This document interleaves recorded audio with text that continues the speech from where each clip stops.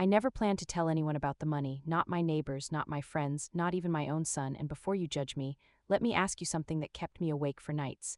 When money enters a family, does love stay the same, or does it quietly pack its bags and leave? I found myself asking that question on a gray morning, sitting alone at my kitchen table, staring at a cup of tea that had already gone cold, sigh because 3 weeks earlier I had buried my husband. The man I had shared a bed with for 40 years, the man whose breathing I memorized so deeply that even now, in the silence, I sometimes thought I could hear him next to me, ha ha ha. Funny how the mind plays tricks when the heart is tired. The house felt too big after he was gone, every room echoing with memories, and people kept telling me, you shouldn't be alone right now, as if loneliness were something that could be measured from the outside. Then came the phone call that changed everything, the kind of call that makes you laugh out loud at first because it sounds ridiculous, like a joke told at the wrong time. The lawyer's voice was calm, almost boring, and that made it scarier. He explained papers, accounts, instructions left behind, and then he said the number slowly, clearly, as if he wanted to make sure I didn't miss a single digit. $27 million. I remember letting out a strange sound, somewhere between a laugh and a gasp, ha ha ha, 27 million. I asked him to repeat it, not because I didn't hear him, but because my mind refused to accept it. My husband had always been quiet about money, careful, private, the kind of man who fixed things himself and never showed off. And suddenly I was learning that he had built something enormous in complete silence. When I hung up, I sat there for a long time, my hands shaking just a little, not from excitement, no, but from understanding something very important all at once. This money was not a gift, it was a test. I could almost hear my husband's voice in my head, gentle but firm, telling me to be careful, to watch people closely, because money doesn't change who someone is, it reveals it. That was the moment I decided I wouldn't say a word, not yet, maybe not ever, because once people know, you can never take that knowledge back. I paid for the funeral quietly, settled the small visible things, and I let everyone believe I was just a normal widow with a modest life ahead of her, and you know what, that disguise felt oddly safe. A few days later, my son called, his voice unusually soft, asking how I was holding up, telling me he worried about me living alone at my age, sigh, that word again, age, as if it were a disease instead of a number. He suggested, very kindly, that I move in with him and his wife for a while, just until I got back on my feet, just until things felt normal again. I could hear his wife in the background, chiming in with concern, saying they had space, saying it would be good for me to have people around. On the surface, it sounded loving, responsible, exactly what a good family should do, and part of me wanted to cry with relief because being needed feels good when you've just lost someone. But another part of me, the quieter, older part that had learned to listen more than it spoke, felt something tighten in my chest. Not fear exactly, more like a warning, a small voice asking, why now, why so suddenly? I agreed, of course I did, because sometimes the smartest move is to say yes and watch what happens next. I packed my things slowly, deliberately, leaving behind most of my life, closing the door to that house with a long pause, my hand resting on the handle as I whispered goodbye. Oh, it hurt more than I expected, but I reminded myself this was temporary, just a visit, just a test. On the drive to their place, I looked out the window and thought about how strange life is, how one moment you're invisible, just another older woman everyone assumes is fragile, and the next moment you're carrying a secret so heavy it feels like it might bend your spine if you're not careful. I told myself over and over, stay quiet, stay kind, stay observant, because silence can be armor if you wear it right. When I arrived, they greeted me with smiles that were a little too wide, hugs that lasted a second too long, and words spoken just a bit louder than necessary, and I smiled back, playing my role perfectly, the grateful mother, the tired widow, the harmless old woman who needed looking after. Inside, though, I was calm, almost amused, ha ha ha, because they had no idea what I knew, and they had no idea why I had chosen to keep my mouth shut. I unpacked my things into the guest room, folding my clothes neatly, placing my shoes in a straight line, noticing every glance, every pause in conversation, every subtle shift in tone, because when you've lived as long as I have, you learn that the real story is never told out loud. That first night, lying in a bed that wasn't mine, staring at a ceiling I didn't recognize, I felt a mix of sadness and clarity wash over me, and I whispered into the dark, almost laughing at myself, you did the right thing, didn't you? I didn't know then how quickly my silence would be tested, or how soon I would be grateful, truly grateful, that I had chosen secrecy over honesty, because what was about to happen would prove one thing beyond doubt. Sometimes the most dangerous moment in your life is not when you lose everything, but when you gain something and the wrong people find out. The kindness started almost immediately, and that was the part that made me uneasy, because real care usually arrives slowly, awkwardly, but this was polished, rehearsed, like a performance that had been waiting for its cue. Every morning my daughter-in-law was suddenly up before me, smiling too brightly, asking if I slept well, asking if my back hurt, my knees, my head, sigh, always my head.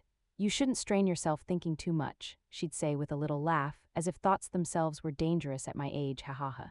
My son, who used to call once every few weeks when his father was alive, now checked on me constantly, reminding me to take my vitamins, offering to carry things I could easily carry myself, guiding me by the elbow as if I might wander off and get lost inside their perfectly ordinary house. At first, I told myself I was being unfair, that grief makes you suspicious, that maybe this was what love looked like when people realized time was fragile. But then I noticed how often money came up, not directly, never bluntly, but like a shadow that followed every conversation. Don't worry about bills, my daughter-in-law would say cheerfully. We'll handle all that for you now. Or, at your age, it's better not to deal with complicated things. Complicated, she loved that word, using it like a soft weapon, smiling as she said it, as if she were protecting me from something terrible. I nodded, smiled back, played along, because sometimes the safest way to learn the truth is to let people think they are winning. I started noticing little things, tiny things most people miss, like how she'd glance at my purse when I set it down, how her voice changed when she asked about my old house, how my son avoided my eyes whenever finances were mentioned, staring instead at the floor or his phone. It made my stomach twist, not because I was afraid, but because it hurt in a way only betrayal in progress can hurt, quiet and heavy and slow. Meals became performances too, her insisting I eat more, telling me I was too thin, watching my plate more than her own, and once, just once, I caught her exchanging a look with my son, a quick flicker of something sharp that vanished the moment I looked up. That was when I knew this wasn't just concern. This was coordination. They spoke to me differently than before, softer, slower, repeating themselves even when I answered clearly, and each time it happened, a strange calm settled over me. I thought, so this is the role you've chosen for me, the fragile one, the confused one, the one who needs saving. Fine, I can play that part, I told myself, because underestimating someone is the most expensive mistake a person can make. I began responding with gentle uncertainty, pretending to forget small details, asking questions I already knew the answers to, watching how their faces relaxed every time I seemed unsure. Ha ha ha, it was almost funny how quickly they believed it. My son started explaining things to me the way he used to explain homework when he was a child, slow and loud, as if volume could replace respect, and my daughter-in-law took over managing my mail, insisting it was better that way. Less stress for you, she'd say, stacking envelopes neatly out of my reach. Stress, another favorite word. I felt like screaming sometimes, like grabbing them both and shaking them, asking when exactly I had stopped being a person in their eyes, but instead I smiled, nodded, sighed softly, and thanked them for being so thoughtful. At night, alone in the guest room, I replayed every interaction in my head, not with anger but with focus, because this wasn't about feelings anymore, it was about patterns. And the pattern was clear. The more helpless I appeared, the more confident they became. My daughter-in-law started touching my arm when she spoke, a little too familiarly, calling me dear and sweetheart, using words meant to soften boundaries, and my son began speaking for me when others were around, answering questions before I could open my mouth. Each time it happened, something inside me tightened, not with fear but with resolve. I had lived too long, seen too much, survived too many quiet storms to miss what was happening now. One afternoon, while folding laundry together, she casually mentioned how important it was to have everything organized legally, just in case something happened to me, and the way she said it, light and careless, made my heart skip in a way that had nothing to do with age. You never know, she added, smiling, life is unpredictable. I laughed softly, ha ha ha, and agreed, because life is unpredictable, isn't it? Especially when you discover the people offering you the most protection are watching you the closest. That evening, as I sat in the living room pretending to struggle with the television remote, I watched them from the corner of my eye, whispering in the kitchen, stopping the moment they noticed me looking their way, and in that instant, the truth settled in my chest like a stone. This wasn't love growing stronger, this was patience wearing thin. And whatever they were planning, I could feel it inching closer, step by careful step, like a door slowly opening behind me while everyone smiled and pretended nothing was wrong. By the third day, I understood something very clearly, and it almost made me chuckle under my breath, ha ha ha, they weren't just treating me like someone who needed help anymore, they had already decided I was someone who couldn't manage on her own. The shift was subtle, the kind you only notice if you're paying attention, but once you see it, you can't unsee it. I started leaning into it, gently at first, like testing the water with your toes, then a little more each day. I pretended to misplace my glasses even when they were right in front of me, asked the same question twice within minutes, and sighed often, as if my thoughts were drifting away on their own. Each time I did, I watched their reactions carefully. My daughter-in-law's shoulders relaxed, my son's voice softened, and something unspoken passed between them, relief mixed with confidence. That was when I realized I had become exactly what they wanted me to be, and strangely enough, that gave me control. I began telling small, harmless stories out of order, mixing up dates on purpose, letting my words wander just enough to seem confused but not enough to raise alarm. Inside, I was sharp, alert, counting every move, every glance, every word. It was exhausting, I won't lie. Sigh, pretending to be weak takes more strength than people think, but it was necessary. I noticed how my daughter-in-law started stepping in more, finishing my sentences, reminding me of things I hadn't forgotten, gently correcting me in front of others, and each time she did, she smiled, as if she were being generous. "It's okay," she'd say, patting my hand. "We know it's hard for you to keep track of things." "Hard for me," she said, "not us, not anyone else, just me." My son watched it all quietly, rarely disagreeing, and that silence hurt more than any sharp word could have. At night, alone again, I would sit on the edge of the bed and let the weight of it all sink in, wondering when exactly I had stopped being his mother and started being a problem to manage. But then I reminded myself why I was doing this, why I had chosen silence over honesty, because every time I played the part they expected, they revealed a little more of themselves. They spoke freely around me now, assuming I wasn't really listening, discussing schedules, appointments, arrangements, words that floated through the air like smoke, vague but heavy. Once my daughter-in-law laughed and said, "She won't even remember this conversation tomorrow," and my son didn't correct her. I smiled weakly at the time, but later, alone, I felt tears sting my eyes, not from self-pity, but from the sharp realization that trust had already been replaced with strategy. Still, I stayed calm because panic would only make me careless, and carelessness is what people like them count on. I began deliberately asking for help with simple things, tying my shoes, setting reminders, reading small print, and each time I did, they stepped in eagerly, almost proudly, as if they were earning invisible points. Ha ha ha, if only they knew how carefully I was watching.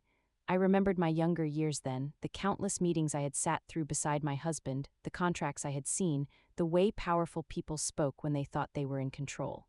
This wasn't new to me, not really. The setting was different, the players were closer to my heart, but the game was the same. The more they underestimated me, the safer I became.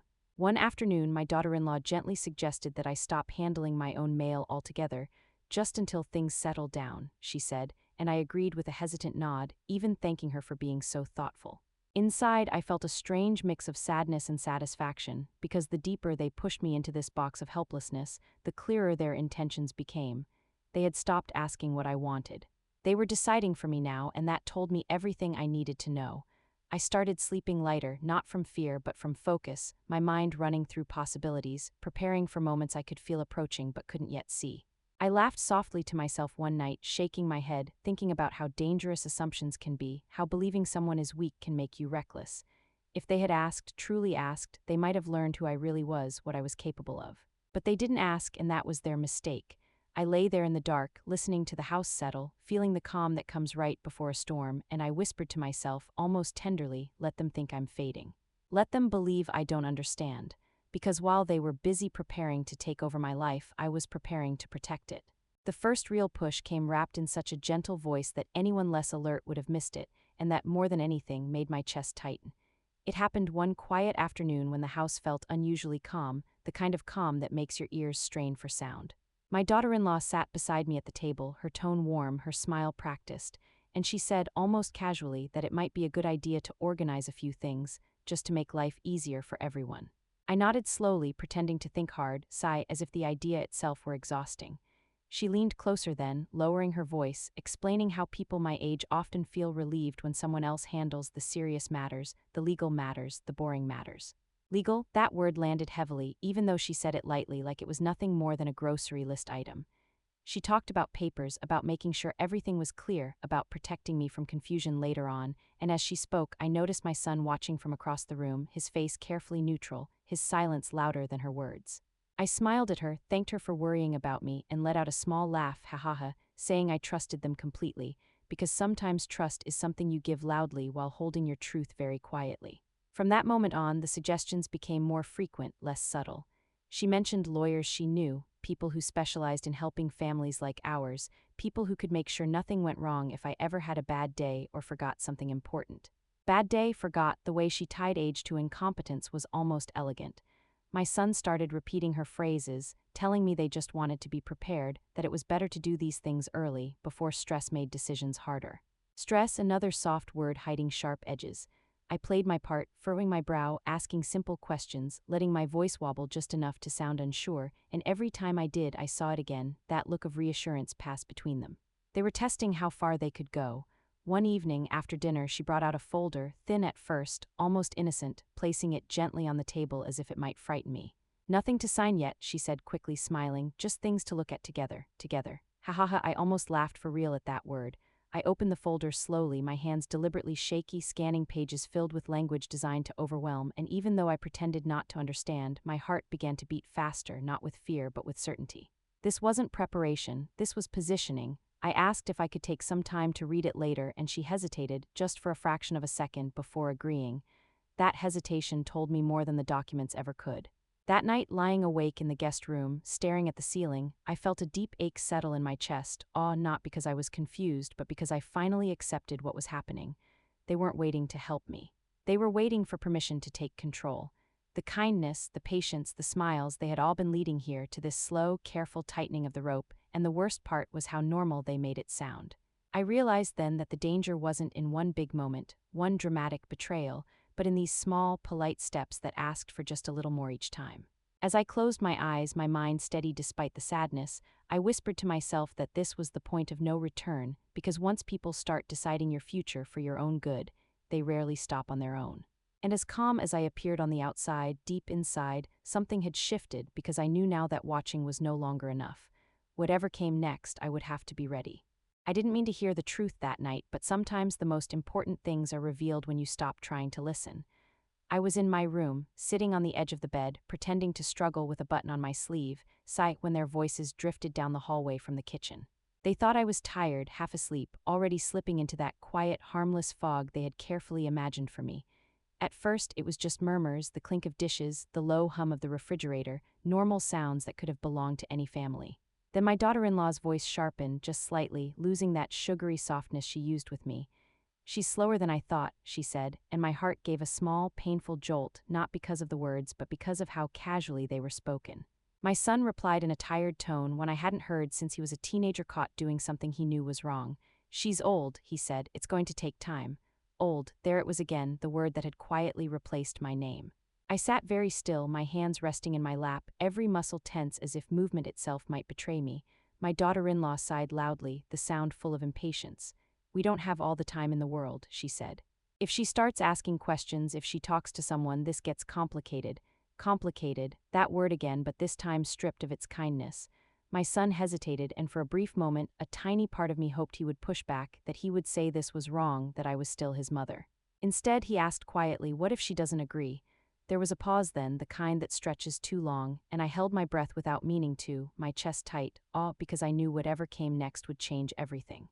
"She won't have to," my daughter-in-law said flatly. "There are ways. My fingers curled slightly into my palm as she continued, her voice calm now, confident, like someone explaining a plan she had already rehearsed. She talked about papers, about doctors, about how easy it was to say someone was confused if enough people agreed on it. She laughed softly, not kindly, not nervously, but amused, and that sound made my stomach twist. "People expect it at her age," she said. "No one questions it." My son said nothing for a moment, and in that silence I felt something inside me crack, a quiet, irreversible break. Then he spoke, his voice low, resigned. "I just don't want this to turn ugly." Ugly. Ha ha ha, I almost laughed then, not because it was funny, but because the ugliness had already arrived and they were standing right in the middle of it, pretending not to see. "It won't," she replied quickly. "If we handle it right, she won't even understand what's happening." That sentence settled over me like a heavy blanket, pressing down on my chest until breathing felt difficult. I closed my eyes, forcing myself to stay calm, because panic would only make noise, and noise would give me away. They were talking about me like I wasn't a person anymore, like I was a problem to be solved, a task to complete. My own son, the child I once rocked to sleep, was discussing how to take my life apart piece by piece, and the casualness of it hurt more than anger ever could. When their voices finally faded, when the kitchen fell silent again, I sat there for a long time, staring at the wall, feeling tears slide down my cheeks without sound, weeping quietly so no one would hear.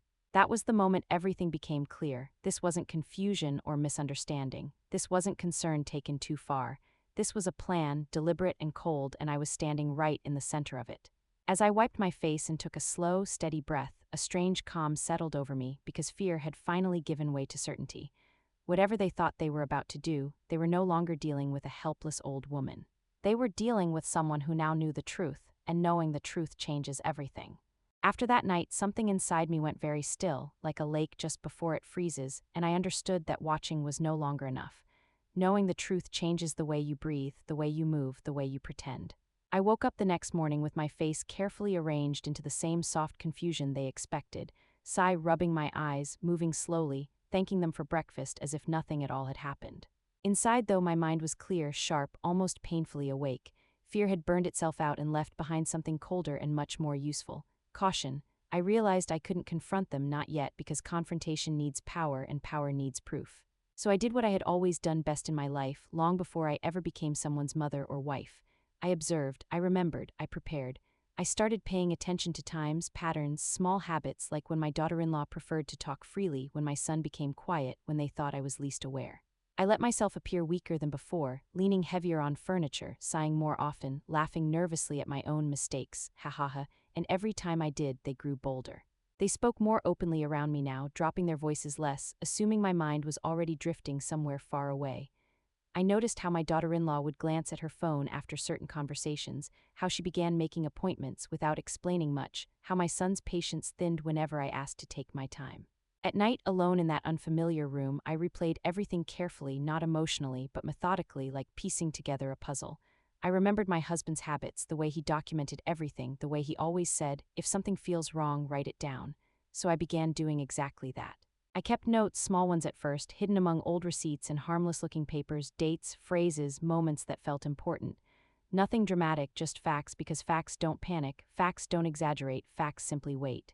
I also started keeping my phone closer, pretending I didn't really know how to use it, fumbling with the screen in front of them. But at night, with the door closed, my fingers moved easily, confidently. I tested the recorder, listened to my own breathing, adjusted it until it caught sound clearly. My heart beat faster the first time I did it, awe not from guilt, but from the weight of what I was doing. Recording your own family feels like crossing a line, but then I remembered they had already crossed it. Days passed like this, slow on the surface, fast underneath, and with every conversation they thought I wasn't hearing, my resolve hardened. My daughter-in-law started hinting more strongly now, saying things like, "We'll take care of everything soon," or "Once the paperwork is done, you won't have to worry at all." Worry. I smiled every time she said it, nodding gratefully, even thanking her, and she ate it up, mistaking my calm for surrender. My son, on the other hand, avoided my eyes more and more, and I could feel his discomfort growing, but discomfort wasn't enough to stop him. It never is. One afternoon, while sitting together in the living room, my daughter-in-law casually mentioned how nice it was that I trusted them, how not everyone my age was so cooperative. Cooperative. The word made my skin prickle, but I laughed softly, ha ha ha, saying trust made life easier, and she smiled back, satisfied. That night, as I lay in bed staring at the dark, I felt something unexpected wash over me, not sadness, not anger, but a quiet pride. I wasn't panicking, I wasn't breaking, I was adapting. And that's when I realized something important, something I want you to think about too. How often do we mistake silence for weakness when sometimes silence is just strategy?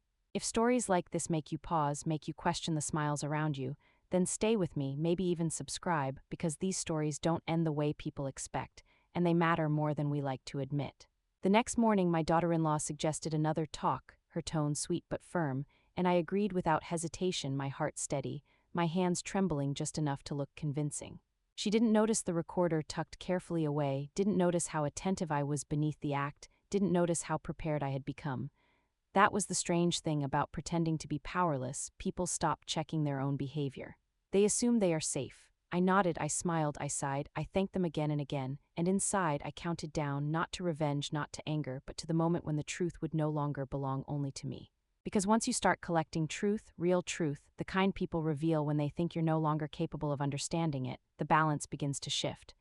They thought they were closing in on me, tightening their grip slowly, carefully, but they didn't realize that every step they took closer was placing them deeper into something they couldn't see yet. And as I drifted off to sleep that night, calm in a way I hadn't felt since before my husband died, one thought echoed gently in my mind, almost like a promise. Let them continue, let them believe. The trap wasn't finished yet, but it was finally taking shape. The day she brought the papers, I knew it before she even opened her mouth, because some moments carry a weight you can feel in your bones. The house was too quiet that morning, the kind of quiet that feels staged, sigh like everyone is holding their breath, waiting for a signal. My daughter-in-law kept checking the time, smoothing her hair, pacing just a little too much, and my son barely spoke, answering questions with nods and short sounds that didn't reach his eyes. I sat at the table, slowly stirring my tea, pretending my hands were unsteady, while inside my thoughts lined up neatly, one behind the other, calm and ready. Then the doorbell rang, sharp and sudden, and she smiled so wide it almost looked painful. "That must be him," she said brightly, and in that moment I felt a strange mix of dread and clarity wash over me, all because this was it. This was the step they couldn't undo. She opened the door and ushered in a man in a neat suit carrying a slim briefcase, introducing him as someone here to help us sort things out. "A notary," she explained, saying the word carefully like it was harmless, like it meant nothing more than a formality. My son stood up then, awkward, stiff, hovering near the doorway as if unsure whether to stay or leave, and I remember thinking how small he looked, how far away from the boy he used to be. We sat down together, all of us, and the notary laid out a stack of papers on the table, tapping them into a perfect pile, the sound echoing in my ears louder than it should have. My daughter-in-law leaned toward me, her voice soft, almost affectionate.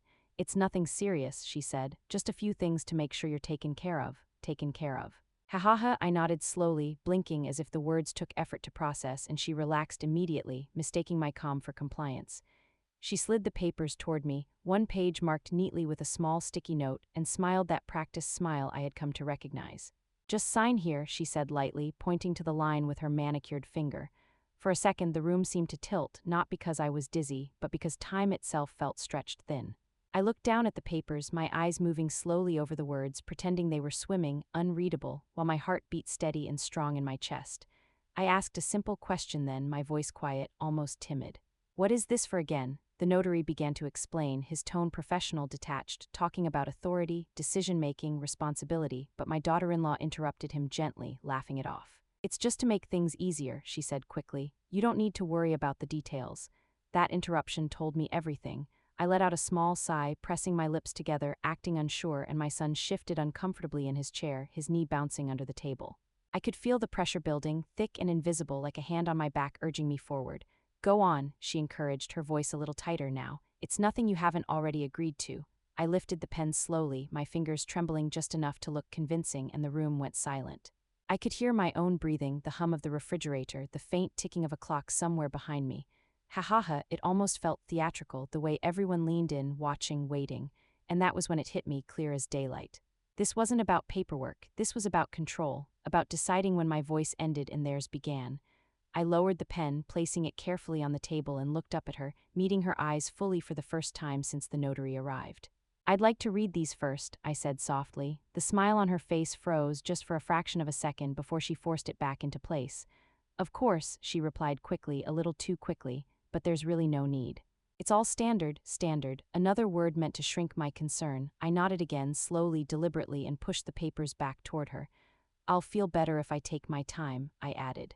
"My head gets tired easily." She glanced at the notary, then at my son, irritation flashing across her face before she smoothed it away.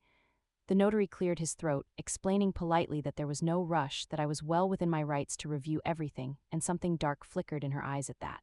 For the first time, her patience cracked just a little. "We've already talked about this," she said, her voice still polite but edged with steel. "We're only trying to help you." I smiled at her, small and gentle, and nodded again, because sometimes the most powerful word is no, even when you don't say it out loud.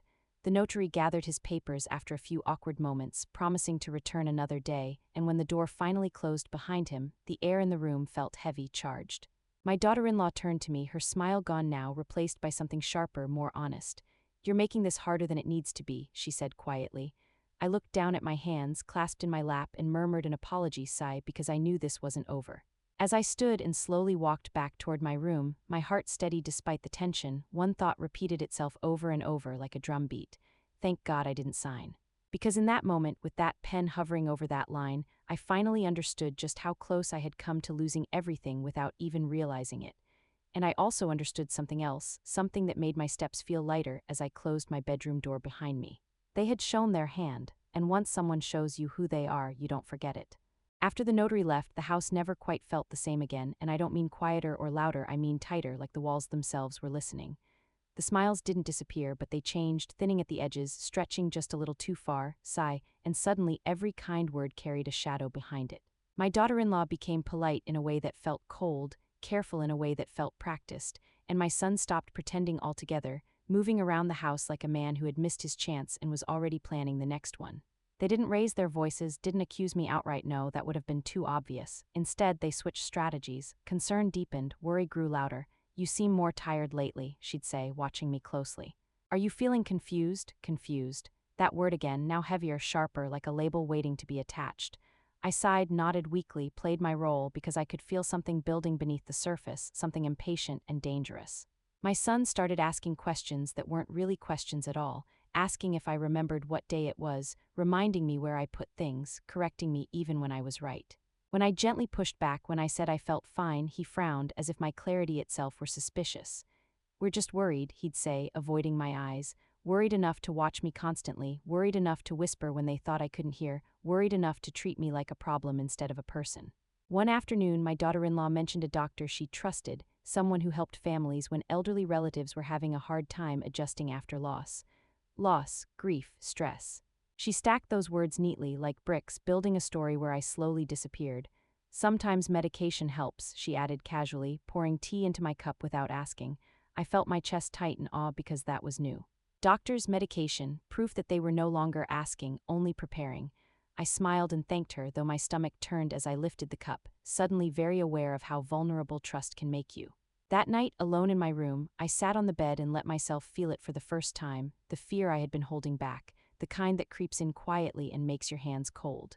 Not fear of losing money, not fear of losing comfort, but fear of losing control over my own mind, my own choices. That is a deeper terror, one that doesn't scream, it whispers. The next day they pushed again, this time together. They sat me down at the table, close, too close, voices calm but firm, telling me they were worried about my resistance, about my paranoia, about how stress was clearly affecting me. Paranoia. I almost laughed, ha ha ha, if only they knew how clear my thoughts had never been. My son spoke slowly, explaining that sometimes people my age don't realize when they need help, and my daughter-in-law nodded along, her hand resting possessively on my arm. I felt like a child being scolded for asking the wrong questions. When I said I simply wanted time, that I liked understanding what I signed, her smile faded completely. We don't want this to turn into something serious, she said quietly. Serious. Another word meant to scare me into obedience. I nodded, apologized, let my shoulders slump because pushing back openly now would only confirm the story they were already writing about me. After that conversation, the house felt watched. Every movement, every pause, every mistake I pretended to make seemed to be measured, evaluated. I overheard whispered phone calls, caught fragments of sentences about appointments and evaluations, and each fragment felt like another thread tightening around me. My sleep grew lighter, my senses sharper, because instinct told me we were past the point of gentle pressure now. This was escalation, and when people escalate, they do it because they're running out of patience. One evening, as I lay in bed listening to their voices drift down the hallway again, low and urgent, I realized something that made my heart steady instead of racing. They were afraid I wouldn't sign, afraid I might talk. Afraid I might not be as lost as they hoped, and fear makes people careless. That thought brought a strange calm over me, even as the situation grew darker. I wasn't imagining things, I wasn't weak, I wasn't wrong to hesitate. I was standing at the edge of something dangerous, and the only reason I was still standing was because I had chosen silence when honesty would have destroyed me. As I stared into the dark, breathing slowly, I made myself a quiet promise. Whatever they planned next, I would be ready, because the moment someone starts questioning your sanity to take your freedom, it's no longer just a family issue, it's a fight. The turning point didn't come with shouting or slammed doors, it came quietly, almost politely, and that's what made it terrifying.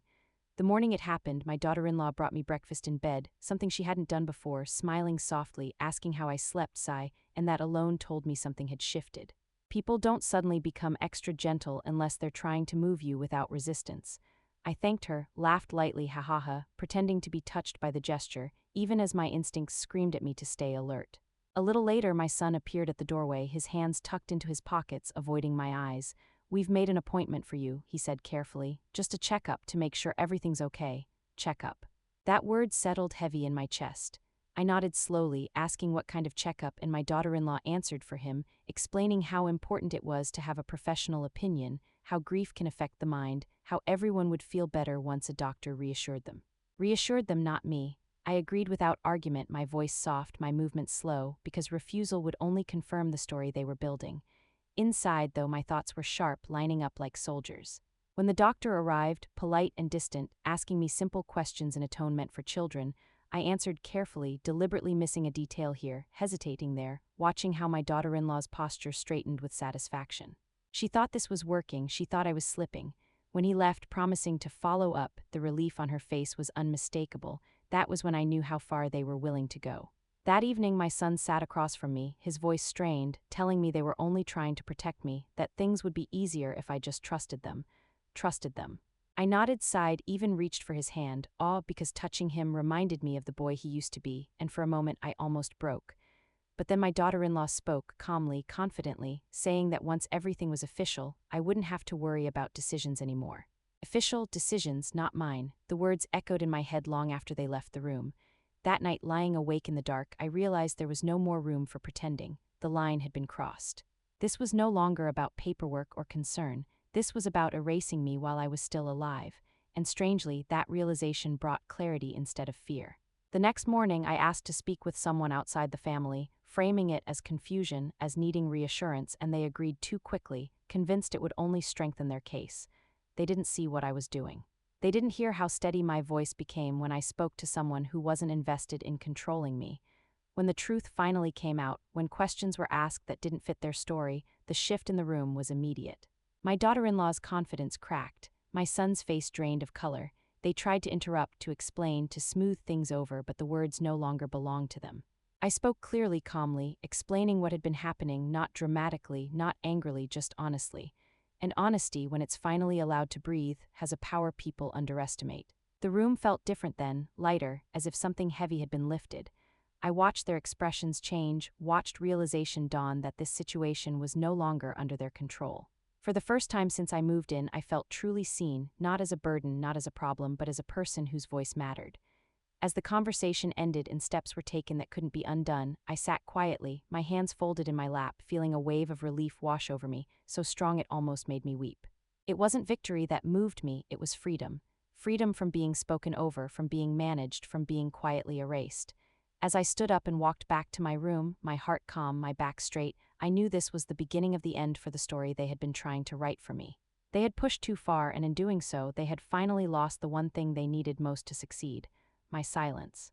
When it was finally over, when the house fell into a silence that wasn't heavy or threatening anymore but simply quiet, I sat alone and let myself feel everything I had been holding back. Not triumph, not revenge, but a deep, aching release, the kind that makes your chest feel hollow and full at the same time. I looked around the room and sighed, really sighed, the long kind, because I realized how close I had come to losing something far more important than money. I had almost lost my voice. People talk about inheritance like it's the most valuable thing in the world, but what no one tells you is that dignity is the first thing people try to take when they think you're no longer useful. I laughed softly to myself, ha ha ha, imagining how different everything would have been if I had opened my mouth too early, if I had shared that number, if I had trusted honesty instead of instinct. That silence everyone mistook for weakness had saved me. It had given me time to see clearly, time to choose myself, and as painful as it is to admit, it also showed me something I needed to know about the people closest to me. Not everyone who calls you family will protect you, and not everyone who smiles at you wants you to be safe. That truth hurt, it still hurts, but it also freed me. I didn't feel small anymore. I didn't feel confused or ashamed, I felt steady. Grounded, older yes but not broken, if anything stronger than I had been in years. I thought about all the times I had been spoken over, rushed, told it's complicated, told don't worry, told just sign here, and I realized how dangerous those phrases can be when they're used on someone society already underestimates. Growing old doesn't mean growing invisible. It doesn't mean surrendering your right to understand, to decide, to say no. And if you're listening to this and something in your chest feels tight, if part of you is nodding quietly, then please hear me when I say this. Trust that feeling, ask questions, take your time. Your hesitation is not a flaw, it's wisdom. I didn't win because I was louder or smarter or stronger. I won because I paid attention when something felt wrong and refused to rush just to make others comfortable. And yes, the money stayed mine, but what mattered more was knowing I had protected myself, that I had not allowed anyone to quietly erase me. If this story stayed with you, if it made you sigh, or laugh nervously, or feel that familiar nod of recognition, then stay here with me. Subscribe if you want, because there are so many stories like this and they deserve to be told out loud. And remember this always, sometimes the most powerful move you can make is saying nothing at all, watching carefully and waiting until the truth reveals itself.